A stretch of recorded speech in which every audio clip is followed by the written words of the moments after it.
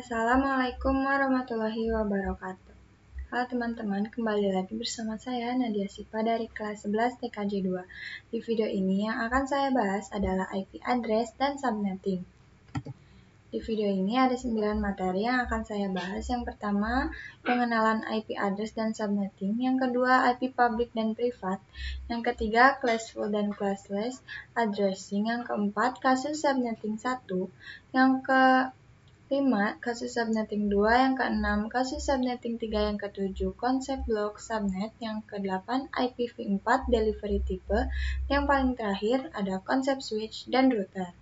Di materi pertama ada pengenalan IP address dan subnetting.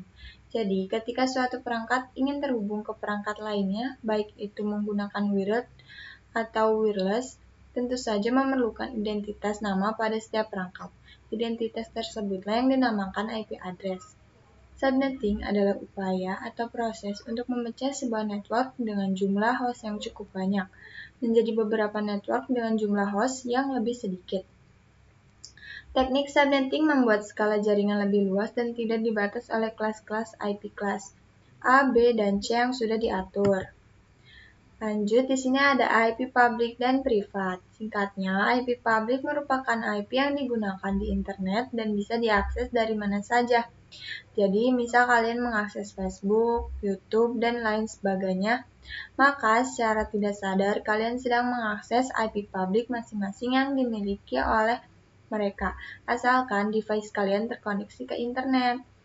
Nah, kalau alamat IP privat biasanya digunakan di dalam jaringan lokal dan tidak dapat diakses langsung dari internet. Ini adalah bagian penting dari konsep yang dikenal sebagai Network Address Translation atau NAT, yang memungkinkan beberapa perangkat dalam jaringan lokal menggunakan satu alamat IP publik tunggal untuk berkomunikasi dengan internet. Di sini ada classful dan classless addressing. IP address privat, alamat IP yang digunakan pada jaringan lokal, LAN atau Local Area Network. Nah, IP address public, alamat IP yang dapat diakses secara global di internet, contohnya public DNS Google 8.8.8.8 dan 8.8.4.4. Oke, di sini ada kasus subnetting 1.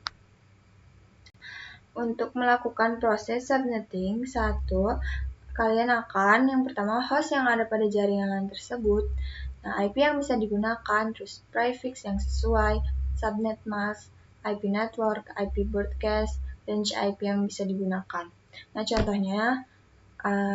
contoh kasusnya, jadi sebuah perusahaan mendapatkan lokasi IP address, contohnya 192.168.1.0/24 bit, mereka ingin membagi jaringan ini menjadi 4 subnet.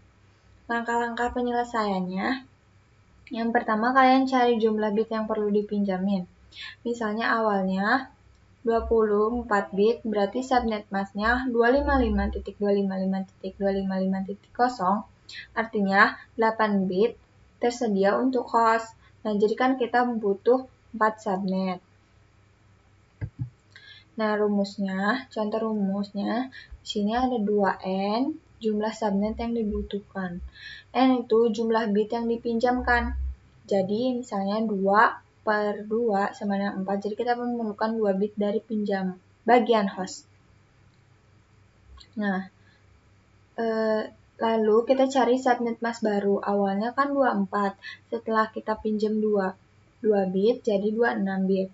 Nah, subnet mask barunya jadi 255.255.255.192. Lalu kita hitung subnetnya. Misalnya block size-nya itu 2/8 kurangi 2 sama dengan 64 alamat per subnet. Nah, subnet range-nya itu jadi 192.168.1.0, 192.168.1.63 dan banyak lagi. Nah, lalu di sini detail setiap subnet. Jadi kalian cari network address-nya, broadcast address, host range, dan subnet yang banyak lagi ya. Nah, kesimpulannya dengan subnetting, perusahaan tersebut bisa menggunakan 4 subnet kecil, masing-masing bisa menampung 62 host, karena 64 total kurang dari 2 untuk network dan broadcast. Di sini ada kasus subnetting 2. Untuk melakukan proses subnetting, Anda akan melakukan beberapa proses seperti prefix yang sesuai, subnet mask, IP network, IP broadcast, range IP yang bisa digunakan. Nah, prefix menunjukkan jumlah IP yang bisa digunakan. Kalau subnet mask, representasi dari prefix menunjukkan jumlah IP yang bisa digunakan. Nah, IP network tanda alamat pada suatu jaringan LAN, local area network. IP broadcast, alamat IP yang digunakan untuk melakukan pengiriman informasi ke semua host yang ada pada jaringan LAN tersebut. Kalau range IP yang tersedia dan bisa digunakan. Next, di sini ada kasus subnetting 3. Sini contohnya, ini prefixnya 25. Nah, kalian harus cari total IP, subnet mask, IP network, IP broadcast, dan IP range. Di sini contohnya, aku total IP-nya itu 128, subnet mask-nya 255.255.255.128. IP network-nya 192.168.1.0.